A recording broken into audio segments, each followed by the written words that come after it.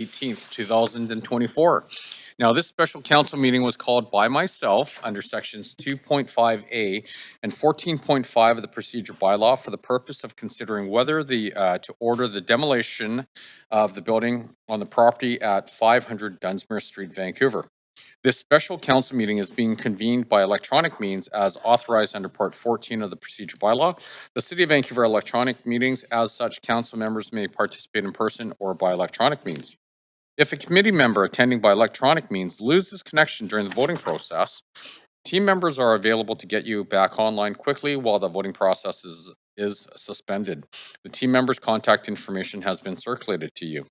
Committee members are reminded that in accordance with sections 14.13 of the procedure bylaw, members must enable their video to confirm quorum. Video of council members speaking and vote results will be projected on the live stream when available. Now, in case of an emergency, I'd like to direct your attention to the exits just beyond the glass doors. You hang a left at the pillar and please walk down the stairs. If for whatever reason that exit is blocked, we do have 4 exits on the sides here, and so just you'll get more instructions. Regardless, please do not use the elevator in case of an emergency. If you require accessibility assistance, please remain at your location and wait for a security team member to guide you to a safe location. I'd also like to highlight we do have a defibrillator at the end of the hall, so if need be, we will rush and get it for you. I do want to also acknowledge that we are hosting today's special council meeting on the unceded territories of the Musqueam, the Squamish, and the Tsleil-Waututh First Nations.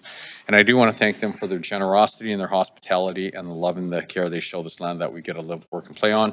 And I think it's incumbent upon all of us to unlearn what we've learned in the past, learn the true history as to what's happened on these lands. And we do that, we're going to build an incredibly bright future full of love and prosperity for all of us and going out well beyond 7 generations.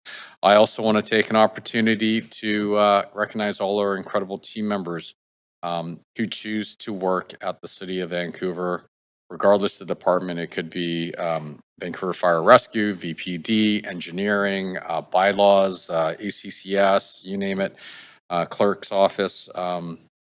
You guys are absolutely incredible, and it's an honor to work side by side with you. And thank you for your incredible dedication to our city. And so, with that, can we please have a roll call? Mayor Sim in the chair. Councillor Carr, Councillor Kirby-Young, Councillor Dominato, Councillor Bly, Councillor Fry, Councillor Montague, Present. Councillor Klassen, Councillor Meisner, and Councillor Zhou. Present. You have quorum, Mayor Sim. Thank you very much. Now, we have one report on the agenda for consideration. Now, before we begin report 1, declaration of danger at 500 Dunsmuir Street, Vancouver, if anyone believes that they have a conflict of interest, now is the time to declare it. So does anyone have a conflict of interest? And I'm not going to go off the sheet here, or sort of the panel here. I'm assuming you're hearing. Do we have a show of hands? Conflict? Nope. Great. Thank you. Okay, so Asal Schweb's Chief Building Official is here to present the item. Good afternoon, Mayor and Councilors. Thank you for giving me the time today to present to you. Just give me a second. I'm going to try to bring this up. Okay. Sorry, this is the first time I've done this here. Okay, good afternoon. I'm here to talk to you today to present the report recommending that you issue or declare the building at 500 Dunsmuir a danger and recommend its demolition or call for its demolition. The Dunsmuir Hotel was built in approximately 1919. It has a long and storied history in the city of Vancouver. It served several purposes, including a grand hotel, later wartime housing for English merchant seamen, and then later as social housing, finally as an SRO. It was vacated in 2013. Since then, there's apparently has been no maintenance done to the building.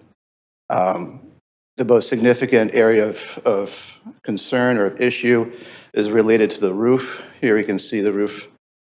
It is the southeast corner, the southeast corner of the building in the lower right-hand corner and the southwest. In the left-hand corner that we're seeing areas of significant water ponding, particularly at the southeast corner. Sorry. This shows the skylight located at the southeast, and you see that water that was ponding there. It hadn't rained for a few days before we were visiting this building at this time, so it really should have been dry. Also, all the vegetation that you see there shouldn't be there. That indicates a lack of maintenance. The issue with that primarily is that it adds a significant load onto the roof, which is already compromised. When it's saturated, following rain, it will hold water and contribute to the issue. This, as you can see, is the underside of the ceiling, and these photographs are all from the report that's been shared for you. But I just want to talk you through some of these to see you, make sure you're seeing what's important stuff. Basically, you know, all the finishes have fallen away. A lot of the framing members are rotten. You can see mold on the underside, and much of them are what appears to be mold. We estimate that the water has been leaking at the southeast corner for about 10 years, and in the southwest corner for about 5 years. Here you can see more damage to the south corridor of the 5th floor along the south. Here you can see the floor. Notice that a lot of the paint and floor finishes have pulled away, and there you can see some of the bio waste that has been discussed in the press. Here again, it's another floor where you can see some of the framing has actually fallen onto the floor. Again, this is now the 3rd floor. You can see even that far down below the building, there's still signs of significant moisture damage, including mold and frankly, missing framing members. The water was actively dripping in the building when we were here on this visit and in the subsequent visits. And then this is what we witnessed Halloween Day that caused a significant alarm. And this is the ground floor below the southeast skylight. So where we followed the path of water all the way down the building, this is where it's ended up. That big mess that seems to be hanging there is actually a portion of the ceiling from the top of the 1st floor, bottom of the 2nd floor. This was not what it looked like when I was there in the building in February of this year. This floor was intact. There were other holes in the floor, but they were far limited and caused by a localized skylight collapse. So this is what it looks like underneath there. One of the things I was concerned about when I first saw the building is that even if the engineers convinced me that it's possible to shore it up, how do we do that safely? I mean, there's so much you're concerned about not only the bio-waste, but hazardous building materials, including asbestos, lead, mercury, and some of the thermostats and PCBs. The last time through the building, I took an environmental consultant with me. She said she would not have any of her people in that building even taking samples. What happens in a building that's in this stage of collapse, essentially, is that we see members that weren't intended to be structural become structural. Drywall will help hold up a floor. You know, a roof membrane will help hold up a roof. It's crazy. So when you start poking at it, it's really unpredictable what can happen, and there could be catastrophic results. This is looking at the ceiling, the 1st floor from down underneath where we just were in the last photo. You can see the significant amount of mold of rot that's apparent. There's a beam in there that I could point out of it at a laser, but it's not important, that we thought maybe we could use to help salvage the building, and it was at that point where the environmental consultant said she's not comfortable even testing it. So here we are. It's a building that, and then there's some issues on the outside too. You can see those those bricks that are displaced. We suspect that's the result of rust jacking, which means that the steel lintel that runs across the building holding those bricks in place is corroded. And when steel corrodes, it expands, and so that forces the bricks out of alignment, and we saw that in a few spots in the building. That's actually fairly typical of a masonry building, not the more significant cause of concern. We're most worried about what we're seeing on the inside. And then here we're also seeing, it's hard to tell, I don't have a laser pointer, but you can see a little crack, vertical, running about 2 feet in from the left side of that wall intersection. That indicates that there's some differential movement between those two walls, probably most likely because the wall that's white and covered with stucco is actually a wood frame, and it's just moving differentially because of all the moisture from the masonry wall that's on the left. So this building is in a very unstable condition. We're already seeing limited collapse inside. Some of the concerns we have are if one more floor lets go, it might take a portion of the wall with it, because often those floors are framed with joists that actually are anchored into the wall. If one of those things moves, it might take part of the wall with it and lead to a catastrophic collapse of the building. We're also very concerned about snow load on top of the roof. It's already stressed because of all the vegetation up there that holds water. If it suffers through a heavy or wet snowfall, we might see the building come down on its own. I'm going to be keeping a very close eye on the weather forecast over the holiday break, believe me. That's all I have for you. Thank you. Wow. Okay, thank you very much, by the way.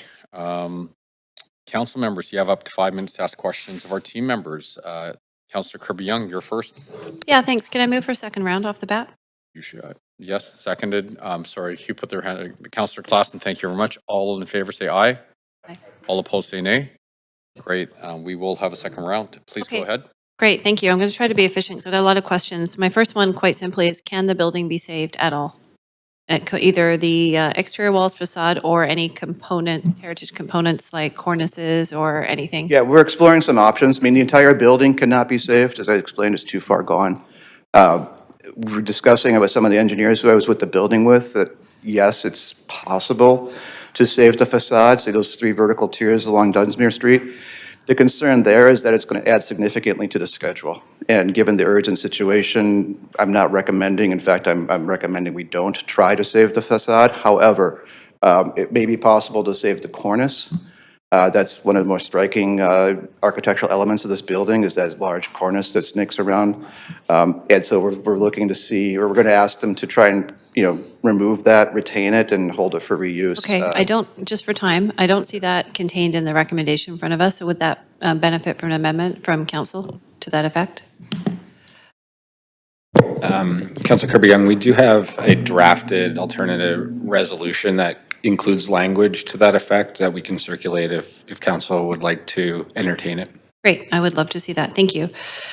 Okay, my next question is, and this may be a tricky one to ask in this forum, but do we have any legal recourse for what I view, based on the information that we have observed, received, and then subsequently a letter that Holborn sent to council with respect to what appears to be, I'll choose my words, willful neglect of the building? And could council get a report back on what legal options that might be, whether it's with respects to allowing this building to deteriorate or to any, putting conditions on any future rezoning application that the proponent might come forward with?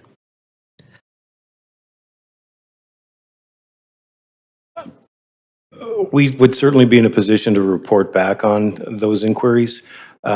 We have not been thinking too much about any possible recourse or the answers to your particular questions because of the concern about the building and its requirements to be demolished. But there's no reason that you couldn't ask that that be brought forward and that we could reply to it.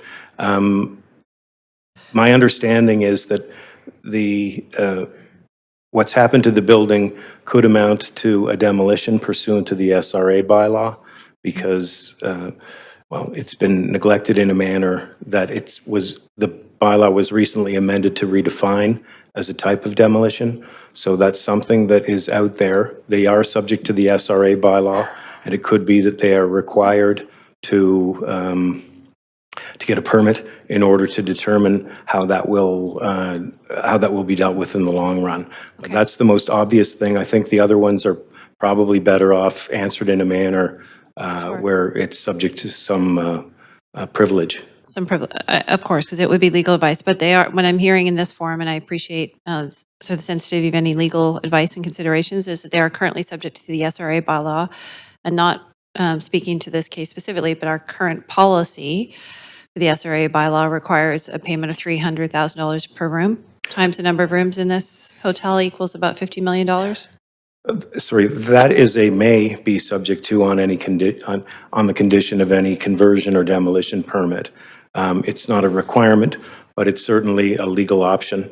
It's May be subject to, but I was just clarifying what our current policy stipulates if something is deemed to be part of the bylaw or if that is applicable. That is the current policy, is that correct? well, the bylaw certainly states that, and this appears to qualify as a form of demolition pursuant to the bylaw, and they are currently subject to the bylaw. Okay, understood. And I might have to come back on, but I've got about 45 seconds. We appear to have a policy gap with respects to maintenance of empty buildings. We have obviously standards of maintenance around occupied buildings for life safety and otherwise. So is that the case, and what are we doing about that? There are certainly requirements for all buildings and all lands in the city, not just occupied ones. But my understanding is that generally our authority pursuant to the Vancouver Charter for for standards of maintenance about fitness for human habitation would only be required for buildings that are intended to be occupied. I understand that our policies generally do not prefer that we require somebody to repair a building that they have no intention of reoccupying. It's simply a waste of money, and B, a peculiar thing for the city to be spending its relatively scarce inspection resources on requiring buildings to be fixed that are no longer occupied or intended to be occupied. Okay, that's Thank you. my time, so I'll have to come back. Thank you. Yeah, and just for everyone in council here, because we have a second round of questions, I'm giving a little latitude for whoever's speaking to finish their train of thought, but I'll take it off your second time. So just so we don't know. Thank you. Councillor Meisner. Thanks, Mayor. Thanks for the update. I'm wondering what safeguards did we have in place to prevent this outcome when the building was first vacated in 2013? Oh, I wasn't with the city in 2013, so I can't say for sure what notification we had or what the process of vacating that building actually was. But typically, building owners don't have to report to us when they're vacating a building. We're struggling to keep track of where they are. We're doing some good work, I think, that I'm happy to tell you about if the question comes up. But no, we're kind of at a loss. We really rely on the building owners to maintain their properties. Right? Okay, so is there a regular, it's sounding like no, but just to confirm, is there a regular cadence of inspections? This building's been vacant for, 11 years now. Is the city regularly inspecting vacant buildings of this size or no? No, we're not. We're not. We don't have, like I said, we don't know where they are. We don't have the personnel, frankly, to Okay. do that effectively. I would like to see that changed. We stood up a task force of staff across city departments, including fire and rescue and VPD this summer, at a director level to try and tackle this issue because it's something that we all struggle with. Yeah. And not just buildings like the Dunsmuir, but, every row of houses that go up for rezoning. Okay. So what spurred this latest inspection? I understand there was an inspection in February. In February, yeah. I had grown frustrated, Yeah. frankly, that this building was vacant. So I wanted to go see if it was possible that I could begin conversations with whomever about how it can be used better. And unfortunately, we found at that time that it was pretty past life then. It was a cursory, it was just to look, to give me a sense of the state of the building. It wasn't to look for problems. And, once we saw the condition from the first and second floors, I knew it wasn't fit for rehabilitation again. So there was a comment around on Halloween that the main floor, I guess, had collapsed. Is that correct? Yeah, subsequent to that, it was probably mid-October, we learned from the security guards, actually, who Okay. had been in the building, that they had vacated. They're no longer in the building doing fire watch because the roof had fallen in. Okay. And so based on that report, we went and followed up as quickly as we could. Okay. Just to see, and, then I saw that change in the floor and some of the damage from the roof, and it was then when I reached out to the two engineers, Barry McGinn and Andrew Butcher, to visit the building with me for their assessment. So up until that happened, there was a fire watch or security guards on site, is that correct? I believe so. I don't have a lot of the history on that. We'd have to, for fire watch, we should probably defer to fire and rescue for. Okay. Okay, so give us a sense of how imminent the public safety risk is here with this building. I have to, err on the side out of an abundance of caution, but I mean, I'm concerned. Like I said, I'm going to be watching the weather forecast, and if I see snow snow coming, I'm going to reach out to my colleagues in engineering to possibly shut down Richard Street for the, it's uncertain because it's so compromised. And the other question is we don't know how well the building was constructed initially. We saw during the demolition to the Winters Hotel that was a very poorly built building. And if this one is, the same project team 100 and some years ago, and then I don't know. Is it the same, like? I don't know. Okay. I don't know that. I mean, it's the same construction type and the similar eras, right? Yeah. So, it's a mix of steel and wood on the interior with unreinforced masonry exterior. That's the concern right now. Okay. And there's the risk of the collapse or some sort of structural failure. Am I correct that there's also a fire risk here as well?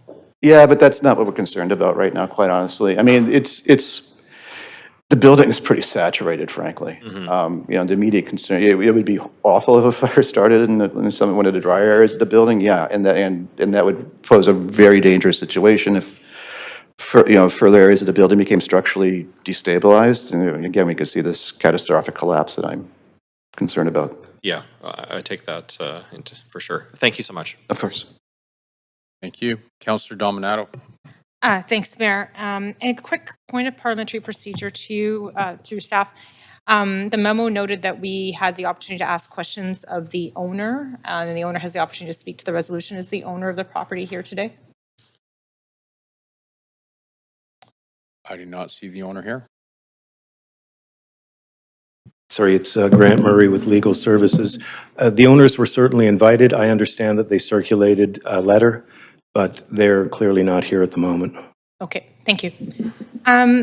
So, yeah, circling back on a couple of questions, going back to sort of how we got to here today and the process of monitoring, what I heard, Saul, is that in terms of, we don't necessarily know which buildings are in disrepair. And so what I'm hearing is then the onus is on the property owner. It is, yes. To be maintaining and or reporting if there's concerns with respect to a building or structure on their property. Is that correct? That is correct, yeah.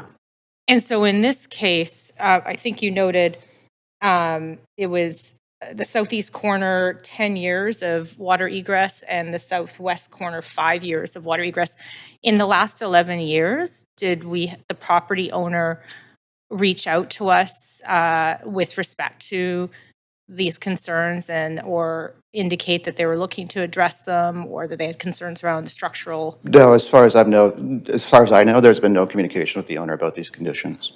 And in fact, they mentioned the report that they commissioned earlier, and it wasn't until I requested that they shared it with the city. It wasn't offered at the time they received it. Okay, so that was the August report? Yeah, I believe that was the day, yeah. So up until now, so in the last 11 years, this is the first, really, the engagement around the structure, disrepair of the building. Yeah, there's been some communication related to the large marquee hanging over the sidewalk on Dunsmuir Street. That was raised, and they did address that in a timely manner. Other than that, my group's interaction has always been related to graffiti, frankly, and they've been, as far as I know, relatively responsive with that. Okay. I want to circle back to the question of the broader regulatory gap that was touched on. The standards of maintenance around the intent, if buildings intended to be occupied or is occupied. Is there anything in our regulatory framework, though, that stipulates that even if it's unoccupied, the broader risk to public safety, which is what you're signaling today, is that something could fall, facade, it could collapse, somebody could be harmed on the sidewalk.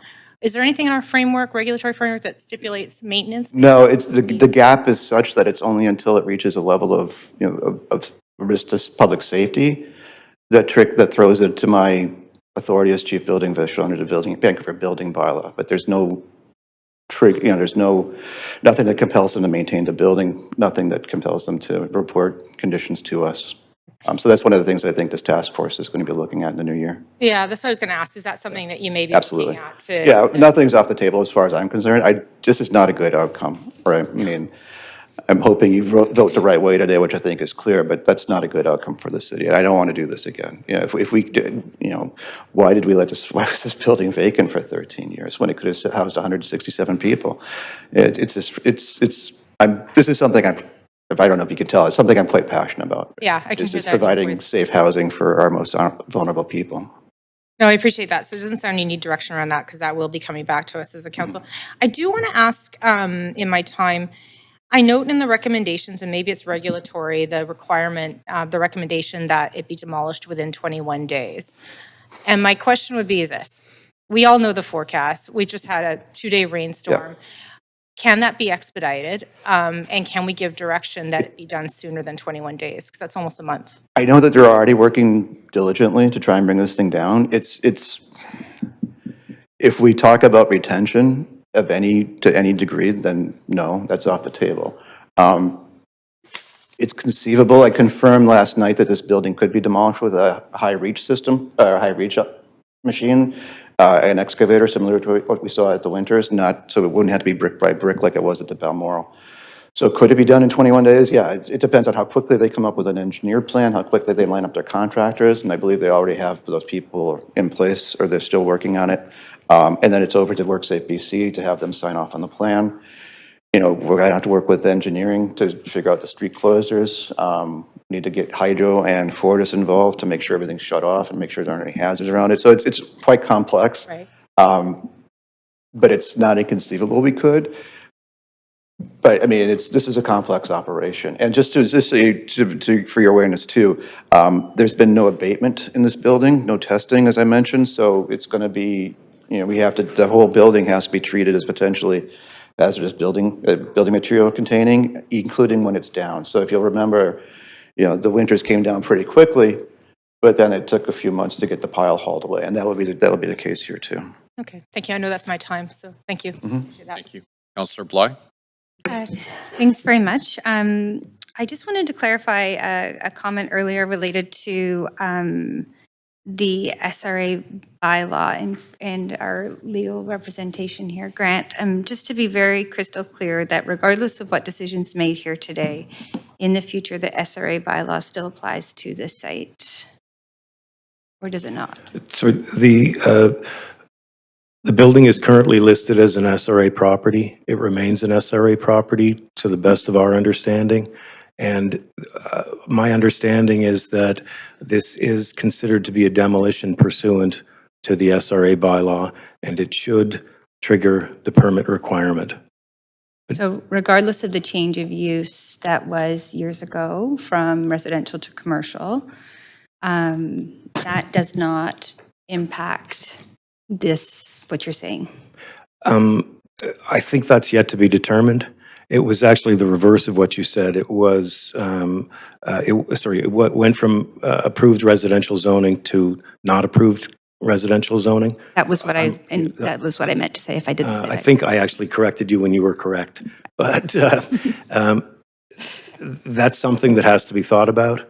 But at the moment, it's certainly a designated building, and the bylaw states quite clearly that this is a form of demolition, and I think we will pursue this on the understanding that it's subject to the bylaw. Okay, I have another question, but I'm just going to check before I ask it publicly because I know there are some parts of this discussion that are privileged, and so I don't want to speak out of turn. So I'll come back on and ask that question in a few minutes. So just switching gears, if that's okay. Thanks. Certainly. Is, specifically to Saul, what you're saying around the 21-day clause that's outlined in the report, and how does that? I mean, 21 days from now is about January 1st, I think. So. Just wanting to make sure that we're fully understanding the urgency that's been outlined in the report with maybe an amendment to salvage some part of the building. What happens to that 21 days? And also noting that correspondence from the property owner said that the report that came out in October did not state that there was sort of an immediate urgency to demolish the building. So I think that 21 days is an important piece because to me it expresses extreme urgency to take a building down right in the middle of the holidays. Can we grant our permit in time? Is the property owner responsible for that permit cost? And is it likely that building will come down in 21 days? Should that be the determination of council? Sorry, I'm just going to chime in briefly about the 21 days because it is already a variation from the minimum. 30 days is what is the standard. 30 days is a standard in these sections of the Vancouver Charter. Section 324D says that it can be less than 30 days if it's a significant risk to health or safety. So this is already an expedited process with the 21 days. It has already varied from the 30 days. Just to make that clear, like, I'm we've aware. already made it a shortened period of time beyond what the statute normally requires. I understand. Thank you. Thank you. So, sorry, what was the, There's a lot of work what to was left for do. me? There's a lot of work to do between now and then to Yeah. be able to dispense of a permit, to have, so I'm just wanting to make sure. Yeah. Are we certain that regardless of any potential amendments coming forward, that 21-day clause that is, an amendment, if you will, from what is outlined in the charter can be fulfilled and is a priority of this council to ensure that it is ahead of salvaging some part of the building, although that would be an ideal. Yeah, as far as, I can't promise it'll be done within 21 days. There are parts of it that we can control, which is issuing the building permits, issuing the street use permits, that's easy. But the rest of it is really outside of our direct control. The owner's gonna have to come up with their project team, line up their contractor, and then as soon as they can, they'll submit a plan to WorkSafe for, they need to get clearance from WorkSafe before they can proceed, and that's, who knows how long that takes. They have expedited things for us in the past, and I'll reach out to them and ask them to help us out in this case, but that's all I can do. I'm really not in control of the schedule on this one. So the issue, my intent with saying 21 days was to convey the urgency to get them to begin working diligently. I'm confident that they are. But unfortunately, I can't promise that the building will be down in 21 days. It could be down close to that, and hopefully we might meet it. But that's the best I can do. Okay, I'll come back on. Thank you very much. Councillor Klassen. Thank you, Chair. So I'll just want to talk a little bit about the timing of this inspection and how it kind of came about. We have a lot of buildings that are 100 years old in the city. A lot of them on the outside look a little bit like this one do. This was prompted through what sort of set of actions to go and take a look at this particular time? As I said, it was back in February. I just wanted to see what the state of the building was, just to see if it could be used for a better purpose than sitting there. We do have the right of entry into all buildings in the city of Vancouver, and for the purposes of administering our bylaws, and so that was the authority I used to enter the building back in February, and again in October. You said that nothing compels owners to respond to, I think, empty buildings and any kind of issues might arise, like decay that we're seeing in this one. So was this largely self-driven decision by our staff to go yourself to go and take a look at this? Yeah, it was me. Okay. Will the task force that you proposed, which I'm curious to know more about, have a set of terms of reference that would essentially require us to go and start looking at these buildings? Yeah, I don't want to get too far down the road. It's very early days. Like I said, nothing's off the table. It's likely that we could have that. Ideally we get some additional bylaws to give us some of that authority, like a vacant building standards of maintenance. And I'm not, to be in speaking to the owner's memo, the intent is not to have these buildings occupiable. It's to keep them, in most cases, it's just to keep them maintained so that they don't become safety issues. I had a chance to speak with the chair of the Heritage Commission yesterday. I'm council liaison, so I have a relationship. So I asked him some questions based on his experience.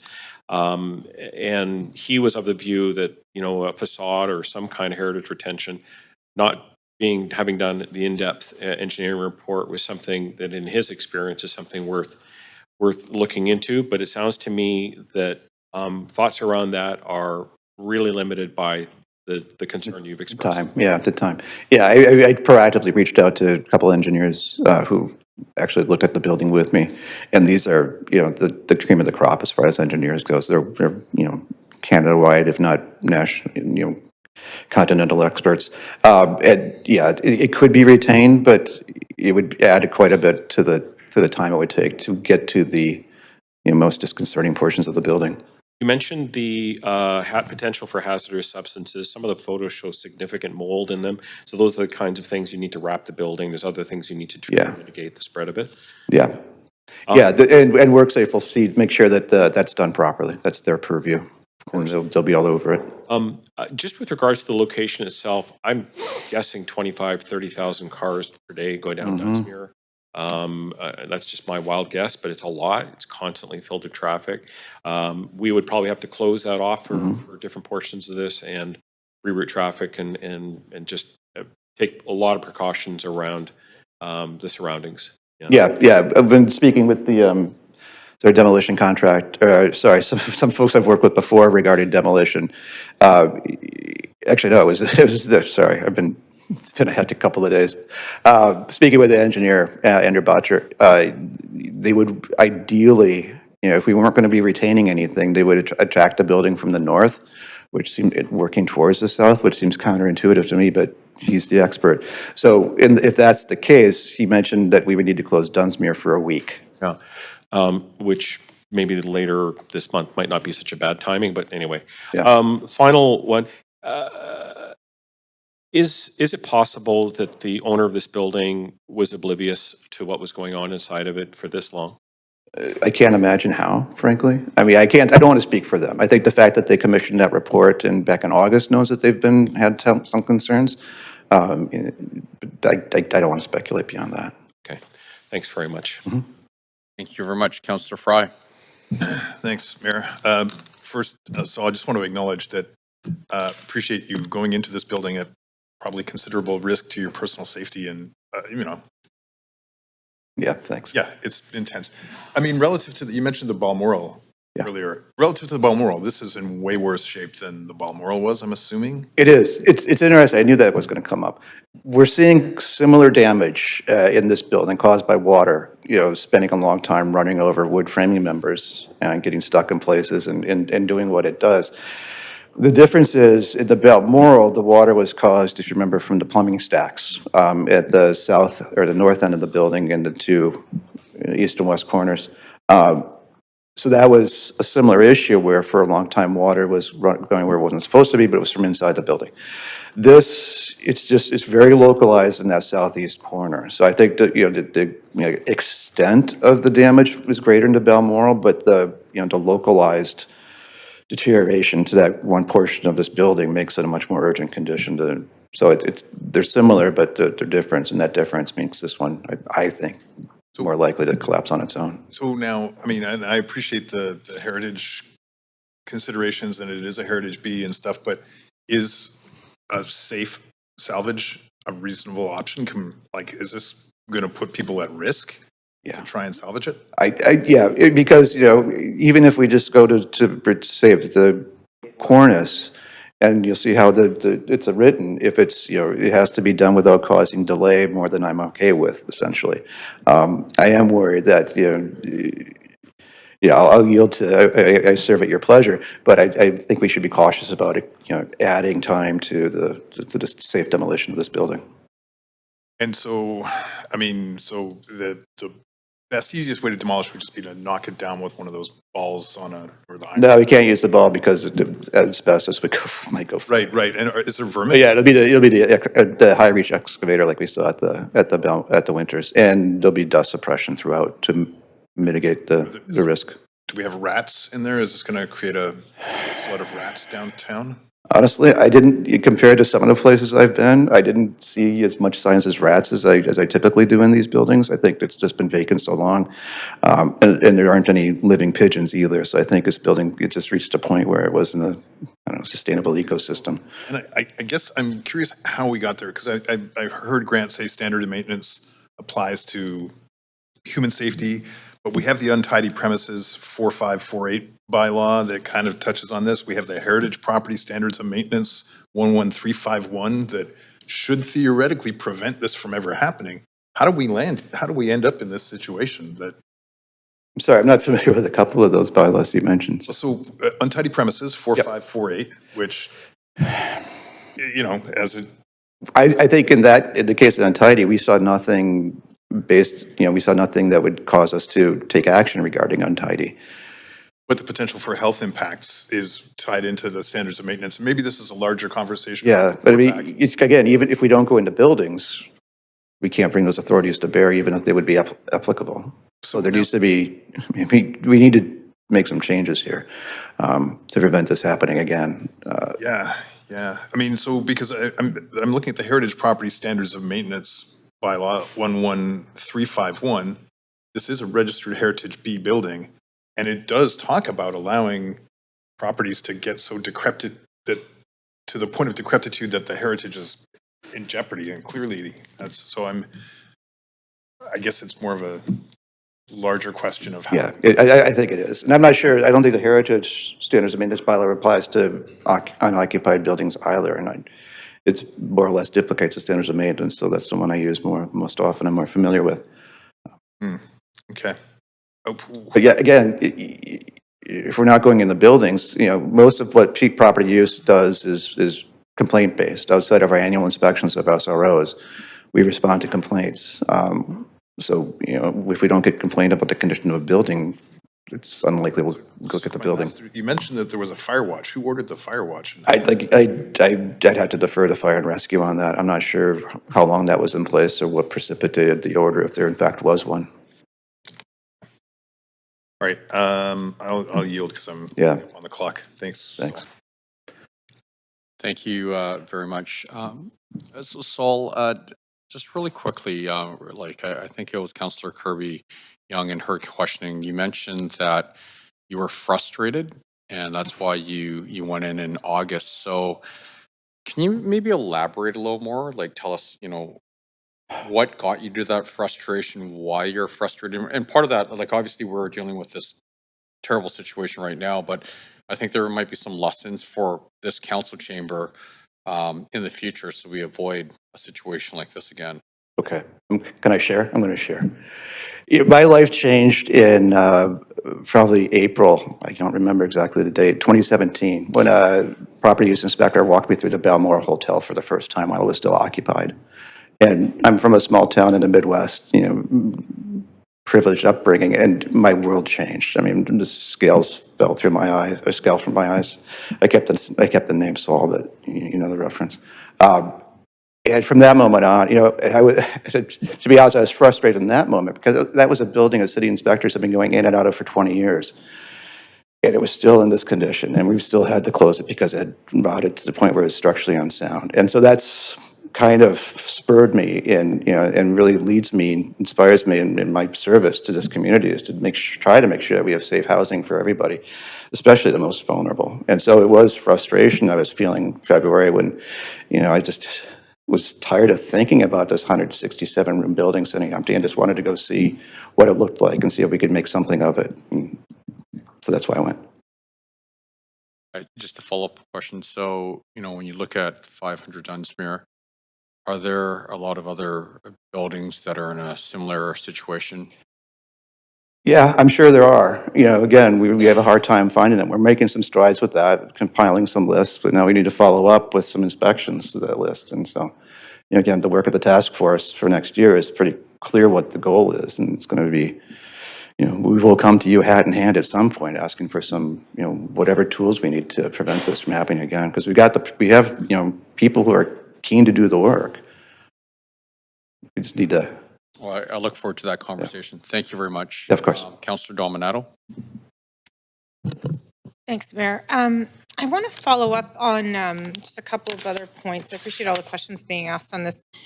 Just we talked about the sort of broader regulatory framework and gap. In an instance like this, is there any, I understand the property owner is responsible for the demolishment and all the costs, I believe, related to that, but is there any financial penalty or anything that's levied in this type of instance when a property ends up in such disrepair? Maybe that's a legal question, I'm not sure. Not under my authority. No, I'm in the bylaw compliance business, not the punishment business.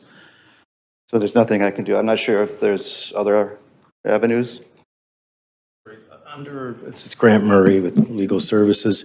Under 324A through D, there isn't any ability to seek compensation.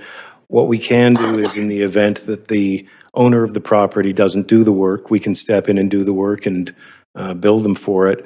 But generally speaking, people don't want their buildings ordered to be taken down because they have some inherent value. And I think that that sort of underpins part of it. If I may, I'd like to address a couple of Councillor Fry's questions as well. The Heritage Standards of Maintenance bylaw applies to protected heritage property. This is not protected heritage property.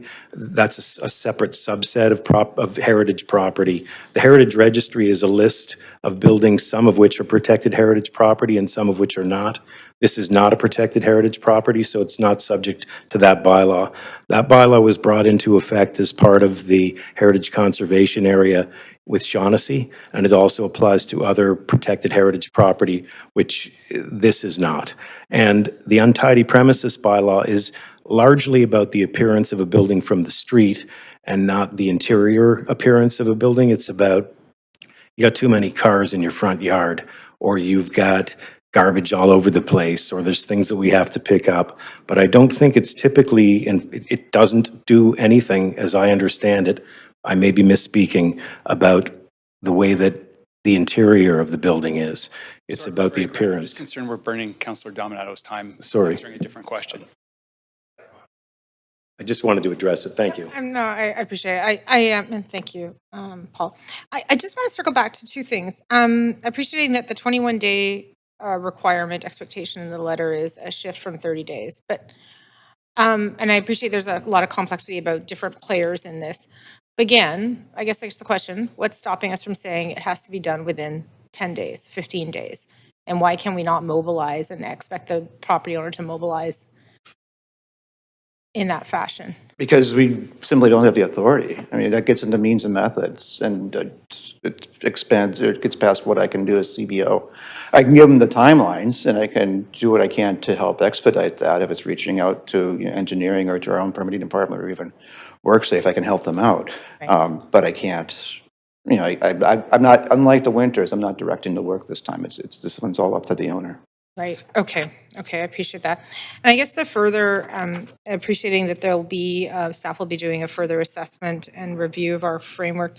I'm leaning towards, what I see here, in addition to the onus of the property owners, I think we do have this challenge is there's maybe multiple buildings in the city that are under-maintained and in disrepairs. It seems to me that as part of that review, it would be worth looking at, is there a need to have some sort of inventory and monitoring framework? And I'll look to maybe give some added direction. I don't want to be prescriptive because I'm not an expert in this space, but to have that be part of that review and assessment. And I don't know how other cities do it. Maybe you have some experience with that, Saul. There's that something that could be explored. Yeah, no, this is my first time with experience with something like this. Yeah, we are looking at how other cities do it. Even I believe it's Burnaby or Surrey has a good program for vacant houses that's put together by some of their fire folks. Other cities, I think it's Montreal perhaps, where they actually have a higher property tax rate for owners of vacant buildings.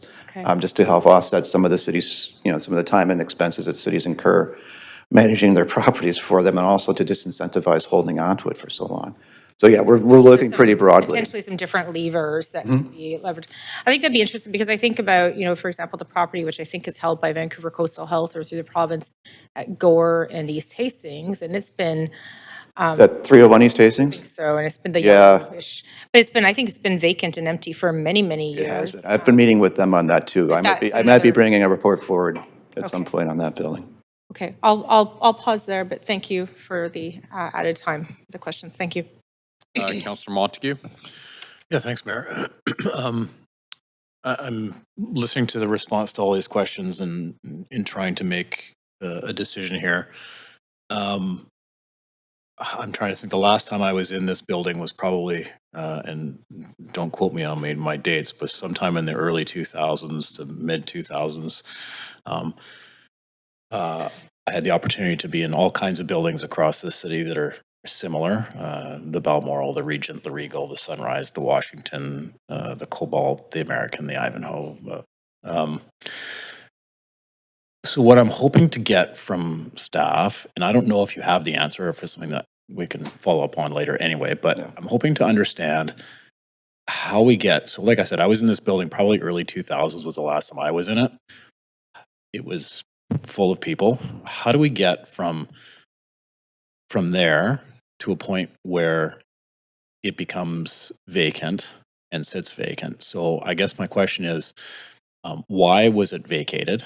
And my understanding is at some point, BC Housing was managing and operating it. Is that correct? And so I'm just trying to get an idea as to the real timeline as to how this building got to where it was vacant. I don't have a lot of the information. I do know that BC Housing was, I believe, managing an SRO, while Holborn was the owner of the building. I have no idea, and they haven't offered an explanation of why they chose to vacate it, other than it became expensive to maintain. When did BC Housing stop? And I don't know if anyone. Yeah, we'd have to get back to you with that information. I think we have the dates, but I don't have them at hand, but we can put them together for you. 2013. Okay, so is it fair to say maybe, I don't know, maybe the city manager's best answer is it fair to say that as soon as when BC Housing left, it was never occupied again? That is correct. We don't know why BC Housing, Again, our understanding is it was too expensive for BC Housing to continue to operate in that building, given the condition of the building. okay, They opted to relocate the tenants to other housing rather than continue that lease. okay. And what's the, okay.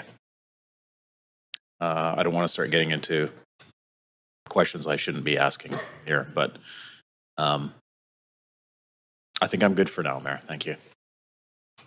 Thank you very much. Councillor Bly. Thanks very much. So just further to my questions earlier, would it be possible to get a report back to council on the application of the SRA bylaw after this meeting? Yes. Yes. Okay, okay, great. Thank you very much. That would be much appreciated. Just recognizing our ability to ask questions is somewhat limited to related to that. So I'll move on to other questions related to gosh, I just lost my train of thought. Sorry, let me just get my thinking back here. Oh, it was related to, it was outlined in the property owner's letter to council that, and Councillor Montague, if you might help respond to some of your questions related to timeline, what have you. What I'm sort of taking away from that is there's been a back and forth as far as the property owners concerned in terms of engaging in a rezoning process that started in 2017, and then another one in 2019, and then another one in 2022. And I just want to make sure that we're not exposing ourselves to any legal risk by engaging in that process from a property development perspective, redevelopment, I should say, and the understanding from the property owner that regardless of those processes and how long they take for whatever reason, they're still responsible for the upkeep and management of this building, no matter how long it takes. And there seems to be an implied tone that I'm reading from the letter that there seems to be a sense of a shared responsibility. And I just want to make sure the city is completely protected from any risk around that. I'd say we are. I mean, it's the owner's responsibility to comply with our bylaws, right? It's also the owner's responsibility to maintain their buildings. So I think between the two of those, we're pretty well protected, but I'll let Grant comment if I'm wrong. I think that satisfies my question. Yeah. So another question I have is are we aware of any application for redevelopment, given that there has been subsequent applications over the past 4 or 5 years? Do we have anything right now in the pipeline for this building? As alluded to in the memo, there were confidential inquiries as recently as 2023 and 2020. At No present, formal we have no official inquiry or application in front of us. Okay, that's helpful. I just wanted to clarify that. Those are my questions. Thank you, Mayor. Thank you very much. Councillor Carr. Yeah, thank you. Really appreciate the report and all the answers to questions that you've given so far. First of all, I just want to verify that what I heard is correct, that this building is even recognized as too unsafe to inhabit by rats. I can't speak for the rats as far as why they're not occupying the building. I suspect it might be a food source issue, but yeah. Okay, thank you. Regarding the question of safety, especially in bringing the building down. Did I also hear that it may be too unsafe to even try to save the cornice in terms of bringing that building down? It's frankly too early to say. That was a part of my correspondence with the two engineers who were at the building with me, or are experts on that sort of work. It's just, they'd have to do quite a bit of assessment. There's different ways that they are constructed, different ways that they're secured to the building, and it may be that it's, in a condition that it can't be saved. It might crumble in their hands as they try to pull it off the Right. building. So the way that the language of the motion addresses that. If it's going to take too long, forget about it, essentially. All right, okay. Time is of the essence, though I gather from a weather point of view, Yep. from what I'm hearing. Yeah. Okay. The fact that you said that you were surprised at one point to hear that regular inspection or regarding the safety of the building was not happening. It was suspended because the building was becoming so unsafe. What kind of rules do we have or processes in place that require you, chief building inspector, city, itself, receive information that a building has become that unsafe?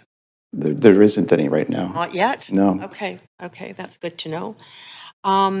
In terms of, I think I also heard correctly, but I'm just seeking verification that it may be a wise thing to do to pursue specifically vacant building standards of maintenance bylaw.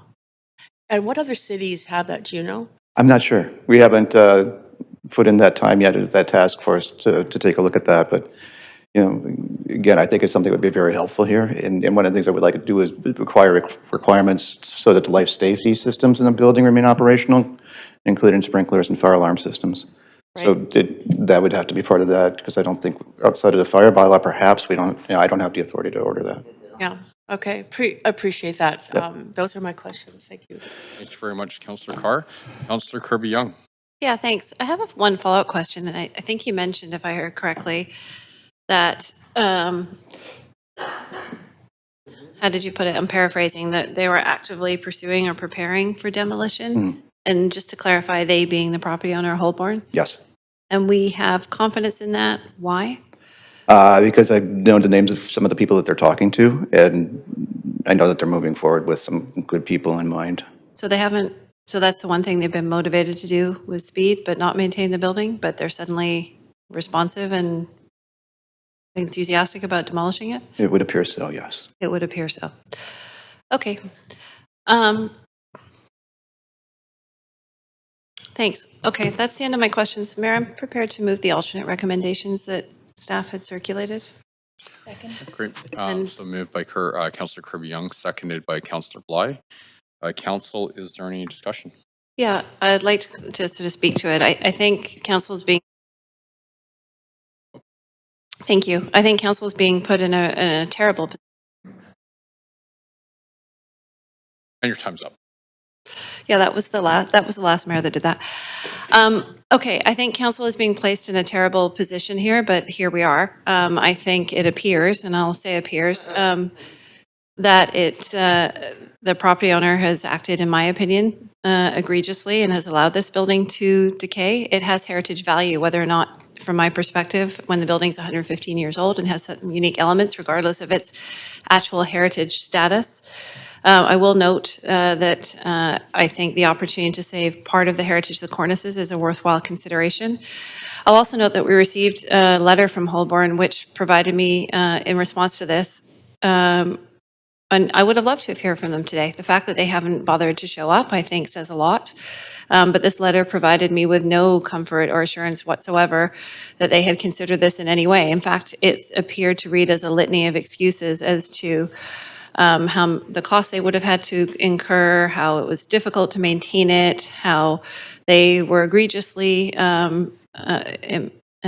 imposed on by homeless people, and how they had impacted on the building. But I didn't see this letter take any sense of responsibility or regret for where we were for a major part of our city's history. And quite frankly, I didn't see any commentary in this letter that talked about whether they had given any consideration to retaining some of the heritage elements, again, recognizing that it may not have heritage status. So I'm wholly unsympathetic to this letter. to this situation. In fact, I think it made it worse. The fact that they didn't show up, I think, is insulting. And I am prepared to move these recommendations. I would have a really hard time supporting the demolition overall, but I do have further amendments to bring forward after council considers this about our future options in terms of our engagement with this property owner. Thank you. Thank you very much, Councillor Bly. Thank you very much. Just a point of information through you, Mayor, to our chief building inspector is our officer. My apologies, official. There we go. Is just around. It's to my earlier question. Now we have the language up here. I understand it's a recommendation that language that was provided by staff, so I know it's been vetted. Is how to reconcile the 21-day. And the reason I ask that is because if the charter outlines 30 days, and we've gone to the effort to try and reduce that by 9 days, then clearly the difference of 9 days matters. So how do we ensure that this does not delay beyond that 9 days? Or does it even matter?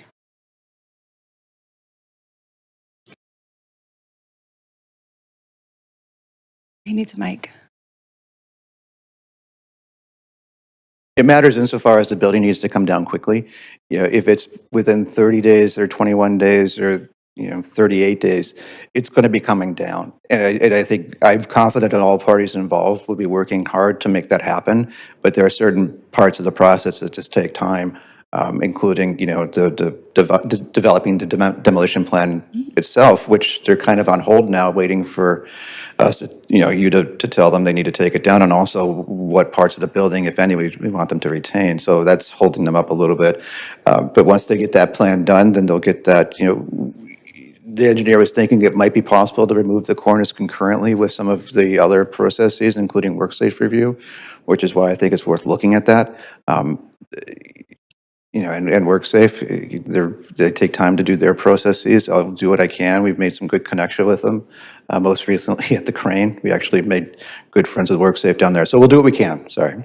Okay, another point of information, thank you very much, is actually perhaps might be best directed to Josh White, our Director of Planning, related to future redevelopment of this site and the use of the cornices as a requirement. I'm assuming that the goal here is to retain some of the heritage on this site specifically. So do we have the authority to demand that the cornices, should they be salvaged, actually be used in future development? Yeah, the resolution, amended resolution as put forward, speaks to the notion that through a redevelopment process, we would negotiate the retention of those features insofar as they are salvageable in situ as part of redevelopment. So that would be considered through a rezoning process. Okay, and can you give assurance to council that that would not be included in any contribution as a public amenity or a CAC or a DCC or a DCL or any other benefit to the developer? It's a subject to negotiation. The heritage building, had it been in good condition, would have been considered part of the public benefit contribution to the project. In the absence of meaningful heritage, it's very difficult to suggest that it should be considered public benefit of any kind. Okay, thank you. Well, I'm happy, and thank you. Those are my questions. I'm happy to support this amendment, of course. I think it's bare bones to what we had perhaps would have hoped should there have been greater responsibility and pride, essentially, taken over what the heritage components of this building really meant to the city and to the people who live in the city. I recognize that there's been a lot of back and forth and maybe concessions made in the interpretation of the developer, of the builder. I'm not sure I buy it at the end of the day. I think that if the real intent here is to recognize that while this may not be a protected property under heritage, it is listed as a heritage building, and that means something. And so I am going to support this because we aren't really, although I deeply respect and appreciate the work of staff to bring this forward in the difficult situation that we find ourselves in, it's not really a decision that is one that I'm certainly happy to be making today. It's a kind of a non-decision at the end of the day because we can't put these priorities of heritage and protection ahead of life safety. And how we got here can be adjudicated at another point. But either way, we're making a decision about the safety of people, life safety of people, and that is the utmost priority, I think, of every decision we make here at council. So I'll leave it there. Thank you very much, Councillor Bly. Councillor Clausen. Thank you, Mayor. Just to kind of close the discussion from my standpoint, I want to sort of echo some of what I heard from Councillor Kirby-Young, which is this was, and you responded to my question, a case of the building being neglected, and how that happened is will maybe be better known at some point, but at the very least, if you live and operate buildings in the city of Vancouver, you have to understand that water ingress is just a part of life here, and taking care of the roof of a building like this is one of the most basic things you need to do, and we wouldn't be here had that work happened. Regardless of what the long-term intention of this property was going to be. And now, because of this, we no longer really have a strong case for even a facade retention. We're looking at pieces of the actual exterior of the building potentially being retained in some way. And I think it's truthfully, there's two things that really came across. First of all, the self-directed initiative of our chief building officer to go and actually take a look at this, but a gap in our processes right now that don't allow us to properly go in and look at these old buildings that we have right across the city, the ones that were, really many of them were built at the very, very beginning of the incorporation of the city of Vancouver, and today they are probably facing similar hazards in terms of structure and materials and what have you. So to me, this whole conversation just came alive over just the last few days as the special council meeting agenda was provided with us. But I see that we really do have important work to do in shoring up our processes as a city and really making it very clear to building owners and operators. And as Councillor Bly said, this building has some significance, some meaning to us because of it, because of the heritage, because of the way it looks, because of its place in the history of the city. And to just have to throw it away now because of some basic work didn't get done is very unfortunate.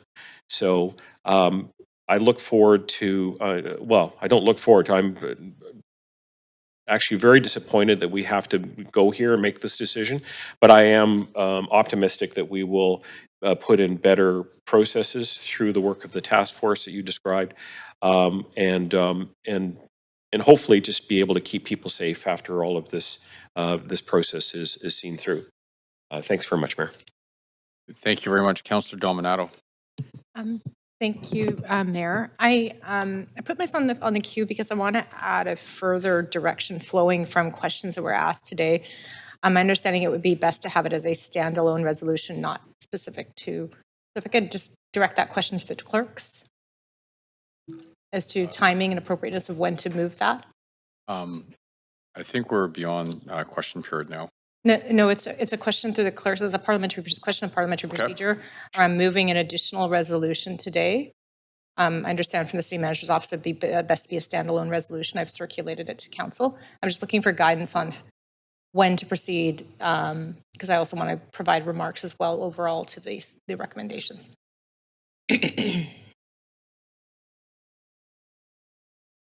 Sorry, I'm just reading it right now. No problem.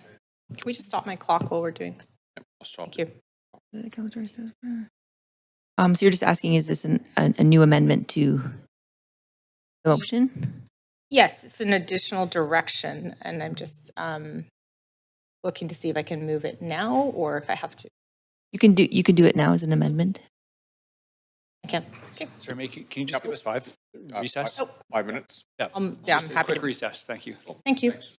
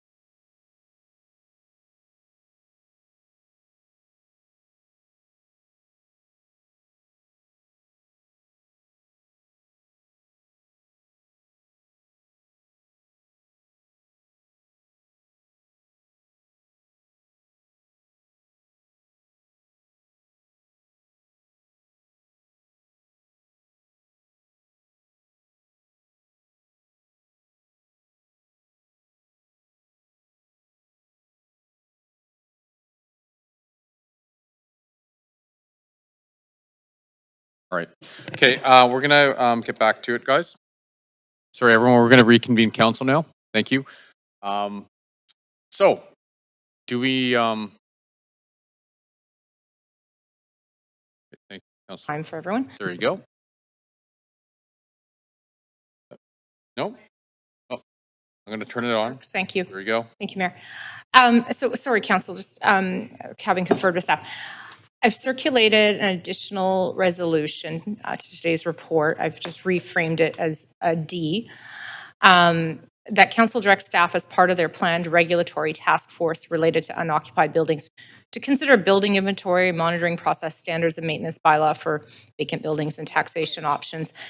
I really appreciated staff addressing all the myriad of questions because it's raised. I am hearing from staff that they have concerns as to where this has landed. And immediately when I read the report, because I tend to think preventatively and with a risk management lens, often when I'm looking, I was thinking, oh, what are the gaps? What other buildings might be like this in the city? And what risk is there that we carry as a city? And so appreciating, and I realize this is not an endless list, or I'm sure there are other considerations, other levers, but I wanted to name it because I think it's important that particularly for the public who's been following this as well and have concerns, that there is future work planned by staff to look at the regulatory framework, and that these are some things that you may be considering. There may be other options. You're going to look at other municipalities, but I think it's important to put on the record that that's something, a path forward that we support as a council to prevent and mitigate getting into a situation like this in the future with a property owner and to end up at a situation where there's such a high public safety risk. So that's why I'm moving the resolution. I have some further comments later, but I'm hoping for council's support for this. Great, seconded by Councillor Bly. Council, is there any so we're in amendment queue. Council, is there any discussion? Councillor Bly. Thanks. I'll just be very brief. I know we're right at the tail end of the season here. So just to say, I fully support this. I think this is prudent in terms of future regulatory changes that may be required to not find ourselves in a situation that I think we're hearing right around council chambers is unfortunate. I know it's unfortunate for staff to be in this position as well. So if we can sort of load some of those future regulatory activities to bring back some changes that can help mitigate, I think that's very, very wise. So happy to support. Thank you. Seeing no one else. Oh, Councillor Kirby-Young. Yeah, Mayor, since we're on the main motion now, and that's where we are with, I also have an amendment to move, if you want to move this to an amendment queue. No, because we're doing amendment to amendment. Okay, yeah, sorry. Okay, so I'm going following to the pause sequence. on your, Thanks. I'll hold. All right. So I just want to be clear. You're not proposing an amendment to the amendment. This is another amendment. Okay. Thank you very much. Just wanted to make sure we got this right here, because I know if we try to rewind it, it takes way more work. Okay. So now, just so we're clear, we are putting Councillor Dominato's amendment to a vote. If we can please go to the voting panel. Marcus, Councilor Joel here. Can you please do a vote assist in favor, please? You got it. Thank you, Chair. Thank you. And the Councillor Dominato's amendment passes unanimously. Okay, so I'm going to go back to the amendment queue, and Councillor Kirby-Young. Thank you. Thank you for clarifying that. I now have an additional amendment I'd like to move. Can I do that now? Please go ahead. Okay, thanks, Mayor. So I'll read this into the record, and here's the language. That council directs staff to report back on any legal avenues the City of Vancouver may have to seek recourse for the apparent neglect of the subject building and loss of heritage by the property owner. And further, that council directs staff to report back on any avenues council has to seek compensation as part of future rezoning applications the property owner may pursue. And the intent here, obviously, and what by all reasonable, I think, standards, appears to be egregious behavior with respects to owning a significant piece of property in the City of Vancouver, is to, quite frankly, have council get information back on what might be possible and hold this to account, because it is and I'll just say it again, it is really, I think, egregious behavior, and it's incredibly sad, frustrating, and disappointing that we have ended up here. Thank you. Thank you very much. Seeing no one else in the queue, why don't we put Councillor Kirby Young's amendment to a vote, please? Mayor, again, it's Councilor Zhou. I need a vote assist in favor, please. Thanks. Great, thank you. And Councillor Kirby Young's amendment passes unanimously. Thank you very much. Okay, so going back to the queue, I see no one else in the amendment queue, so we'll go back to the main queue. Councillor Dominato, or you're good? I'll come back on, thanks. Great. Councillor Meisner. Yeah, thanks, Mayor. This is obviously, as many other councillors have mentioned, a really unfortunate situation to be in. Although the state of the building today is very deteriorated and in very poor condition, this is once a beautiful historic building in our city that operated as a hotel for decades. And looking at some of the old pictures in the archives, you can see that there was a lot of pride in this particular building, and it was a beautiful building. So it is unfortunate we're in this situation, and I think there's been some gaps identified around inspection of some of these vacant buildings. I understand that, of course, we may not be aware as a city of all the buildings that are vacant around the city, but to me, this is quite a prominent vacant building in the center of our downtown. So I am heartened to hear that there's been some work by staff with the task force. That sounds promising, and I think some of the amendments today will strengthen that work. So I'd like to thank my colleagues for that. But the outcome of this situation is going to be a loss of heritage.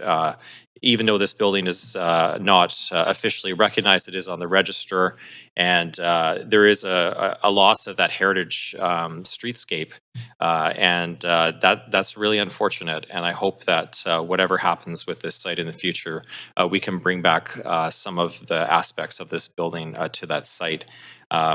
We've lost so many beautiful heritage buildings in Vancouver, some that I think many people are not even aware of. But if you look through the City of Vancouver's archives online, which would I encourage everyone to do, you'll see some of the beautiful historic buildings that once were on West Georgia Street, the Burke's Building, the Georgia Medical Building. These were all stunning buildings, and you know, looking at those pictures today, you think, gosh, what were we thinking? So this is a little bit of a different situation. This is an imminent risk to life safety, and I'm grateful to staff for acting quickly. It would be terrible if something happened in terms of a member of the public being injured as a result of the neglect of this particular building. But I just want to say that, you know, this is an unfortunate outcome, and this really is a loss for our city. So I'm saddened to see that, and quite frustrated that we're being put in this situation. So thank you. Great, thank you very much. Councillor Dominato. Thank you, Mayor. And you'll hear me echoing some comments of my colleague, Councillor Meisner. He used the words, it's unfortunate we find ourselves in this situation. Certainly in reading the report, I found it troubling, concerning.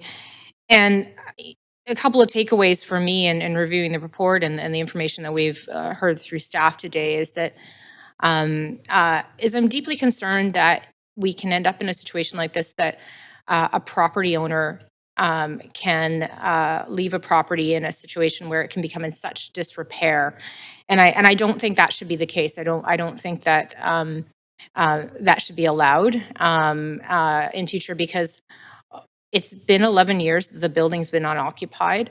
Clearly, there's evidence from what the inspections show that there's been water egress for much long, going back 5 years, even 10 years.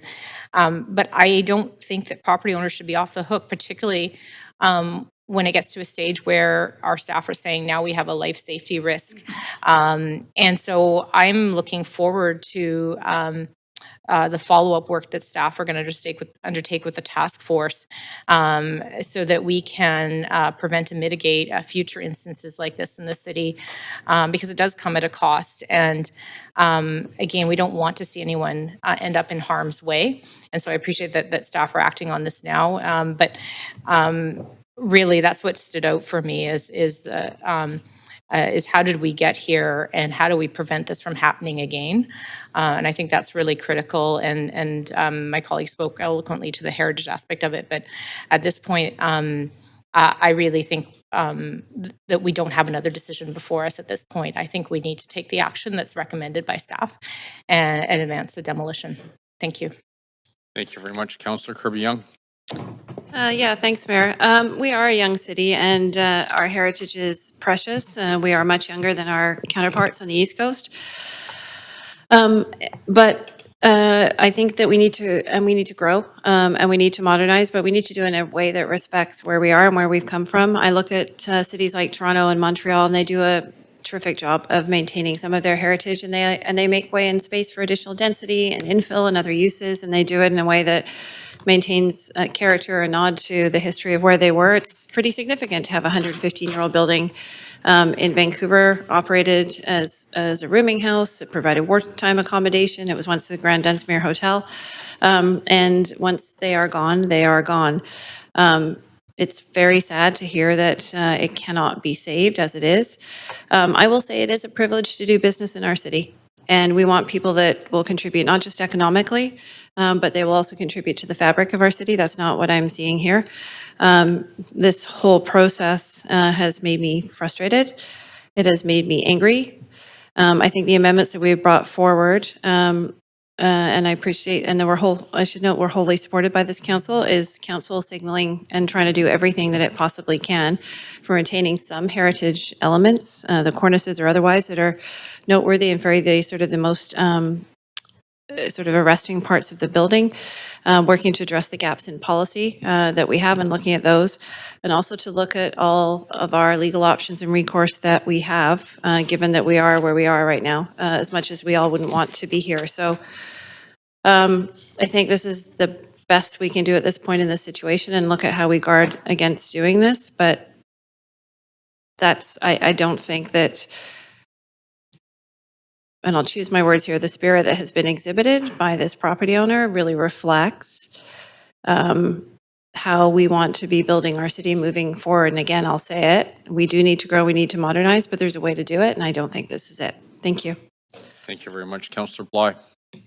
Thanks very much. I just want to reiterate my appreciation for the difficult decision and work of staff to be bringing this forward today. The urgency that has been explained is not certainly lost on me and is 100% taken into account that this is an impossible decision really at the end of the day, other than to say, yes, that we need to proceed. I do appreciate the considerations outlined in the amendments from Councillor Kirby-Young and from Councillor Dominato. So greatly appreciate that work to put a finer point on really what our priorities are here, which are both to prioritize life safety, but also recognize that there are valuable components to any building like this that is vulnerable to falling into disarray and to the point here where it needs to be demolished entirely, basically, can happen very quickly. And to have our own chief building officer official, sorry, I'm getting that wrong again, only, within the last year, and to have it decline so significantly in only 10 months, I think just speaks to how quickly these matters can come to be in such a dire situation that we have today. I know it's a difficult one for us to reconcile. It has been some time since it's been fully occupied, but I think that it also has to be recognized that in the housing crisis we are in and in the homelessness crisis we are in, it was also 167 units of deeply affordable housing. And that is something that we apparently didn't have any levers for to ensure that that was either replaced or accounted for in a timely manner. And that is very troubling in this situation, and I think in others that we've seen. So that I would like to see sort of a priority of this council and staff to look at the future considerations of how do we protect against this, because to Councillor Kirby-Young's point, we actually have more buildings, I would say, of this nature that are deeply affordable housing units that we heavily depend on, 7,000 units of SRO in SRO buildings that could easily fall into this level of decay left unchecked. And we do not want to incentivize this kind of behavior. So that's very, very clear. So to me, the takeaway here is we need to deal with the current situation, but also recognize that we do not want to set a precedent in this case, and we need to take far quicker action and have some levers we can pull to ensure that we do not lose deeply affordable units of housing while we are working with the province to replace these units of housing at a rate that is just not fast enough at the end of the day. So we know that SROs are not the best housing, but it's what we have right now. We need to protect that stock until we can replace it. And that really stands out to me in making this decision today. So I'll be voting to support the amendments and, of course, the recommendation from staff, and appreciate all their work. Thank you very much, Councillor Fry. Yeah, thanks, Mayor. Just echoing some of the comments. I mean, what a deeply disappointing outcome. I do really am grateful to Saul and his team for stepping into a clearly unsafe situation to really ascertain the public safety element of this. And I think, you know, the word catastrophic collapse sticks in my brain as something that we need to be very alive to. And so I do have faith that we will most expeditiously remove this building and hopefully salvaging some of those heritage pieces. But at the end of the day, preserving life safety in our city is going to be the paramount importance. And I appreciate that we've kept the timeline here. Also echoing some of the concerns, you know, I was looking back over the notes, and it was back just over a year ago where this particular developer was given a pass on the Little Mountain project and some more favorable conditions to facilitate their work. And I was at that time calling out this very building and the neglect. And I think that there's an element of sort of systemic neglect that's been going on here. And I think to Councillor Bly's point that this isn't just this particular developer, though, that there's all over the city of Vancouver. And I do hope that the outcome of this, with some of these amendments, which I think are thoughtful, is really refining our process so that we don't get in a situation where we have these incredibly decrepit buildings that are, you know, reliant, or we are relying on to provide housing or heritage or another, you know, sort of valuable, tangible piece, and they're not being safely maintained. So, really sorry that it's come to this, but I really hope that we're going to take some lessons away from this and improve our processes moving forward. Thank you very much. Councillor Clausen. Yeah, and perhaps I might be sort of closing us out for our last meeting of 2024. Only to say I share many of the sentiments that have been expressed by my fellow councillors here today. There are lessons to be taken away from this experience around our heritage buildings that we no longer can sit by and watch them fall apart. I realize that there is a real economic challenge in some cases to be able to retain and maintain some of these buildings, but we have to really put it up front and make sure that we are taking care of life safety and preserving buildings that have some value to the community like this. And I also wanted to acknowledge the work of staff to proactively go in and unfortunately make this discovery of a building that had really decayed and fallen apart far too quickly. But anyway, I will be supporting the amendments and the staff recommendations. And again, it's not the best outcome that we would have hoped for, but certainly it's a lesson to us that we have to make sure that we have to protect ourselves against the elements and having these buildings continue to decay in our city. Thanks very much. Great. Thank you very much, Councillor. Seeing no one else in the queue, why don't we put this to a vote? Clerk, can you please take us to the voting panel? Councillors, if you can register your vote. Mayor, it's again, we need a vote assistant in favor, please. Thanks. In favor? Great. Thank you very much. Yes. Thank you. Thank you, Mayor. Great. And the motion as amended passes unanimously. Okay. I just want to thank our team members. for all the hard work you did in a very challenging situation. As all the counselors mentioned here, it's not the greatest of situations, and that's a complete understatement. So thank you. May we please have a motion to adjourn? Great, great. All those in favor say aye. All those opposed say nay. Great, the motion carries unanimously. The special council meeting is adjourned. Merry Christmas, everyone. Happy holidays.